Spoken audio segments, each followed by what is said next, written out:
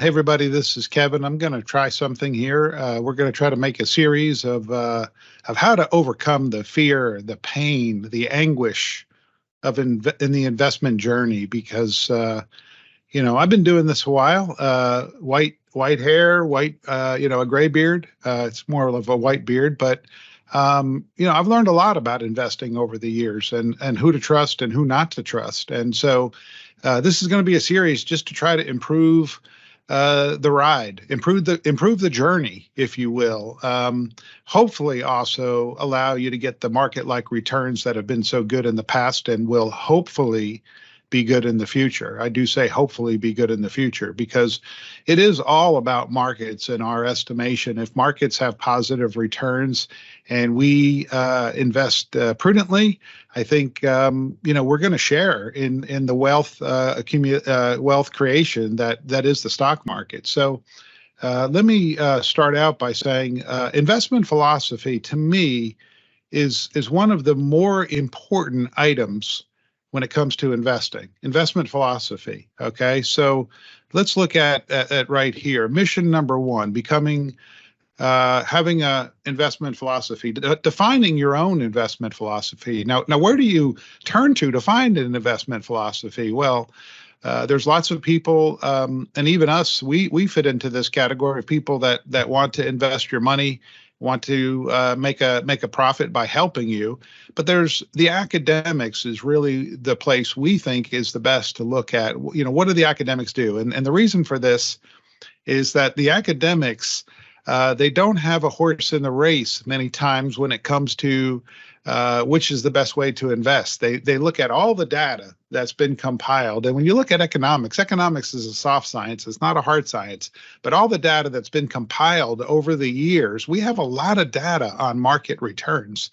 And so the academics have some understanding of what might be a good way to invest. And that is what we embrace.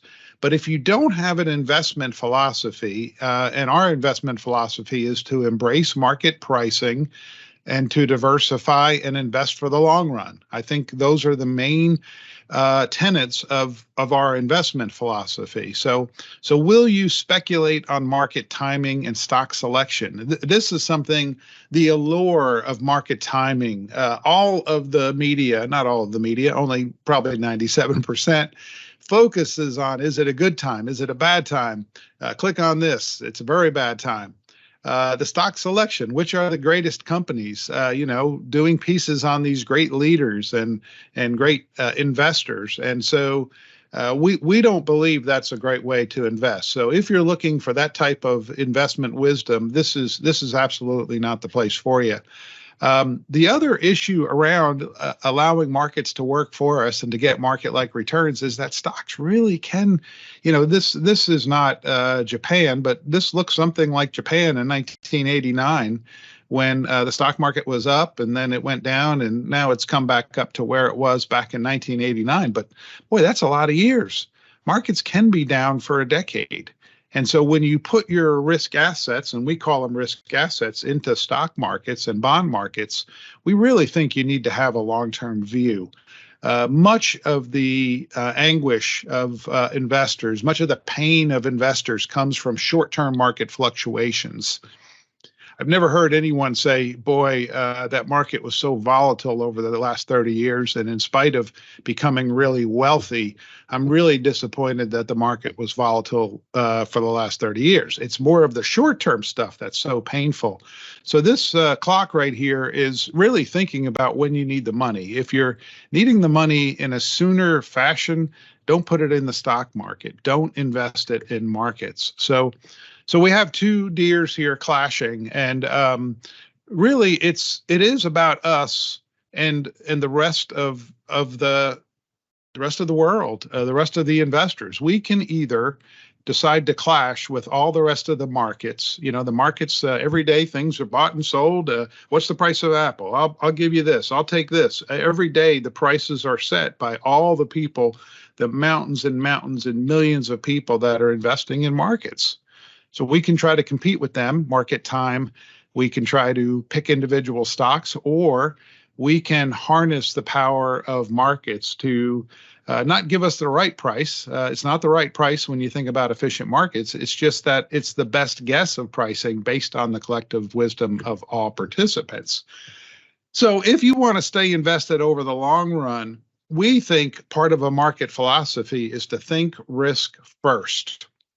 Why is this? Well, if you look at this young fella here, these feet, when you see that, it's very disconcerting. And it's like, whoa, it causes a reaction in our brains. And the same thing happens when we start losing, and losing as in our investments have gone down a lot.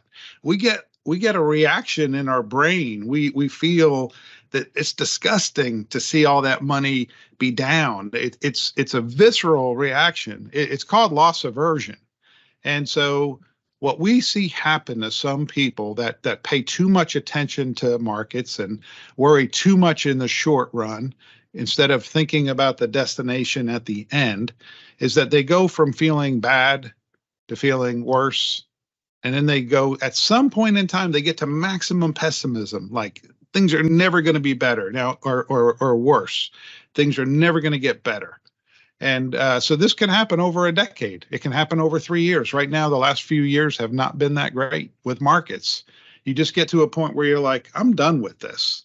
And so this, to me, if markets are going to do in the future what they've done in the past, we can't guarantee that, but that would be the great fail, is to give up at some point in time. Either sell when markets have gone down a lot, or just get frustrated with, I'm not putting any more money in.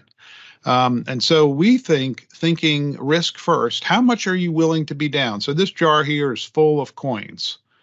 What happens if you go to your jar one day, look on your screen, and you see that about half the coins are gone?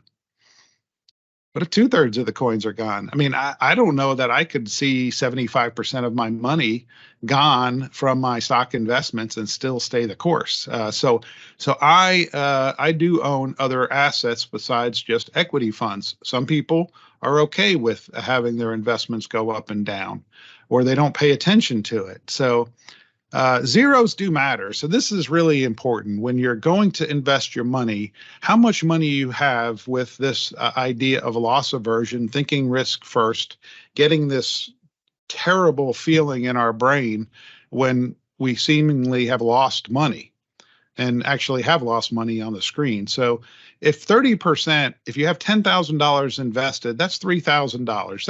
That's upsetting, especially if you're a young person just starting out. But 30,000 is more upsetting.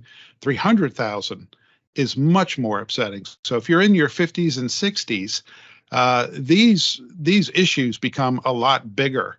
The amount of loss that you're able to accept and stay the course, and the white flag here, and say, all right, I give up, it can be a less percentage because the dollars are higher. I've heard people say, $300,000, that's a whole year of work. That's 2 years of work. That's 5 years of work. And so when people think of it in that way, it again causes this pain. So, and maybe it could even be 3 million if you had $10 million. So you really can go to a dark place. This is a person diving down in a dark place. So what's the solution? The solution is constantly reminding ourselves it's about the destination. And so this is a flight, I'm going to say, a thought experiment here, going from New York to San Diego. What is the ultimate mission of this flight? It's to get there safe, to land, safe landing. It might be to be on time. When I'm gonna show you in a second, when you're gonna retire, you'd like to get there and have all the money you need, maybe even get there early to retirement. And then, how are you going? What's it going to be like to take that trip? Are you going to be flying first class? I put second class and no class because these days it seems like there's less class on a flight. But what are the things that you can do during the flight, especially if you have a fear of flying? What can you do to make the flight more enjoyable? Maybe noise canceling headphones. Alcohol sometimes can help. Not advocating, but there's things that you might be able to do to make the trip a little bit better. So if, again, with your investment philosophy, you have a very strong belief that there's a likelihood that markets are going to return a positive investment to us, the investors. We don't know if it's going to be 10% in stocks or 5%. We don't know if bonds are going to be 2%, 3%, or negative. But what we've seen in the past is that investments have had a positive return, and so we expect to continue to have a positive return. The problem is when we're flying from New York to San Diego, there's times when the flight might be a little bit scary, and the no class comes out, and you're going to hear a lot of bad news. And again, we would think about the destination as being the important part. Again, if you hold through 30 years and it's very volatile, but you're not worried about every bump, then you're going to be okay. And hopefully you can be there on time. So anyway, this is the first of a series of videos on how to try to improve your life with investments. And all I would say is if the market is good right now, that's great. But don't get too excited. The market is bad right now. That's bad. But don't be too hurt by it. Just know that markets will adjust. When there's a lot of bad news, markets will adjust more. But eventually, good days will most likely come again. So thanks so much for watching.